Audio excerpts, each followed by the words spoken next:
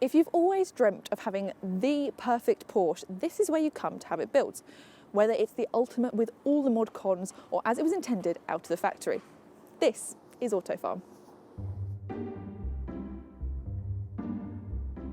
There's over 40 years of knowledge within these walls. Josh Sadler started the company in 1973 and still works sourcing cars for the business. However, Mikey, who'll be showing me around today, and his business partner Steve Wood took ownership last year. Josh had a motorsport passion, so he was racing cars and he started repairing cars to race. So he was doing different brands at the time and came across a 911, repaired it, realised that the car was actually pretty well engineered, Right. and yeah, it started from there. So what's your story in the business? How long have you been here and what have you? I've been here 16 years, started off a mere boy. Josh took me on as an apprentice and just worked through every aspect of the business. So what goes on in here on a day-to-day basis? This workshop we're in at the moment is the main service and repair workshop. So any of what we call the quicker turnover cars, anything which people would run as more so a daily driver or a weekend car that they just need some normal routine maintenance. And that's what we do in here. There's much more to Autofarm than just service and repair though. There are several workshops across several buildings which each focus on a different area of restoration. So in here is where we do all the air-cooled and water-cooled engines. So you can see we've got an engine here that's halfway through being built. That's a 2.7 RS engine. Nice. These engines are having what we call the cosmetic as well. So they're having a rebuild, but they're also having everything cosmetically lifted so it looks like it's new. Cool. So what's the sort of time frame on something like that? Or if the you're whole- rebuilding a whole engine? Really depends. Can normally anything from a couple of months. So it's you know, because there's a lot of aspects involved, especially on something like this engine, because it's from the 70s. A lot of the materials that the engine's made from distort. So there's a lot of machining and truing up and setting up of the engine. So there's lots of different phases.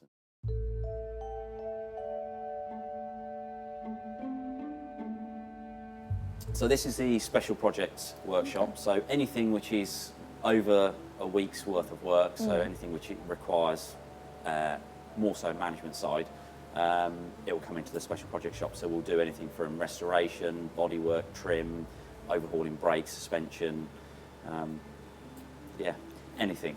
If someone came to you and said, I want this car like this, can you do that? We're working with the cars. I suppose the biggest challenge we've got is getting what the customer wants and doing what's right for the car. And sometimes they don't always line up. Right.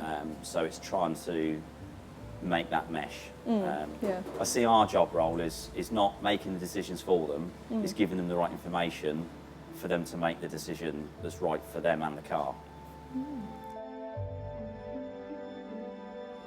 So what's going on with this car at the moment? So this is a 964 RS that the guy brought to us, and he wanted some renovation work done on the car. This one's been about a year. There's been quite a lot of work. It's had little bits of metal work, paint work, some trim inside the car, bits on the engine, suspension. So yeah. So on this, inside here, we want to obviously try and keep as much of the original car as possible. So we've replaced the carpets. We've done things like we've changed the door cards because they had big speakers fitted. But all the dashboard is original. So we're just trying to keep as much of the car original as possible. But this is all, it will look as it should have Look done. as it should. All the carpets made with the same pile. It's all edged the same. Everything's done from original templates for the carpets. So once it's all done, the idea is you won't be able to tell what's old and what's new. Wow. It's clear this place is a little bit of Porsche heaven. So what about if you want to buy one that's ready for the road? We tend to focus on the earlier, rarer 911s like this one here. Very pretty. This is a 2.2 911S from 1971. It was restored by us about 8 years ago. Got lots of its original trim and stuff, so it's a nice car. Very nice. Is this something that you focus on, or is it any Porsches? Yeah, any shape or size? as you can see, we've got lots of different cars here. We focus on lots of different models, but our real, our knowledge, experience, and passion is in that early 70s cars. Right. And we've got a lot of knowledge on these, which is the 2.7 RS. Beautiful. What's special about this then? Obviously, it was a big turning point for Porsche when they started obviously building these cars to get them homologated. Josh was obviously around the cars when they were new. He obviously realised they were going to be something special, so he started making lots of notes very early on about the cars. He'd always noticed where the cars were, and he's kept some really good notes on the cars. So when it comes to looking into the history of a car, we just refer back to his notes. And, you know, you can look at a car and it's not always what it's perceived to be. So that's like 40 years of knowledge 40 years of knowledge, and obviously he's keeping it going now, so every time, you know, he's always updating them. The cars are 40 years old, so you're not expecting them to be exactly as they were when they were new. Sometimes you get odd examples like this car here. You know, it is exactly as it left the factory. Really? But you will get cars that do have things. They will have had a shunt. You know, they were raced. That's what the cars were built for. It's having the history to back it. So where do you find them? Where can you... Not that we want to steal your secrets. No, sometimes the cars will find you. Right. Because of the knowledge and the history and some of the people that Josh has dealt with, they will come back to us. You know, so we have people that we sold a car to 10 years ago come back to have the car sold again. Josh has obviously got some very good connections, and he'll see cars or hear about them pop up, and then go and act on it. Tend to try and do a bit of research before you go and see the car, because you can spend a lot of time travelling the world looking at cars, and you get there and it's nothing as it should be. But what about your customers? Do they come far and wide or local? We're obviously positioned very well on the A34, so it's very easy to get to us from London. So we have local people.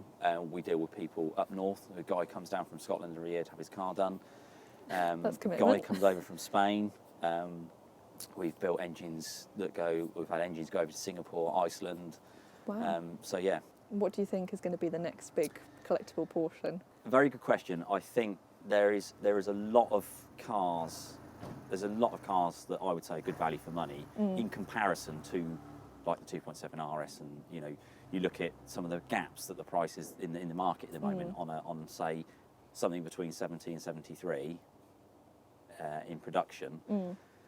You can look at the price ranges and there's a massive gap. Right. So there's some very good early 70s cars that you can pick up on, but I actually think the early impact bumper era, so anything from 74 through to about 81, that's a brilliant era. With plans to expand its workshop currently on the table, Autofarm is going from strength to strength. With a glance around the cars on display, both new and old, you can see why they have such a fantastic reputation.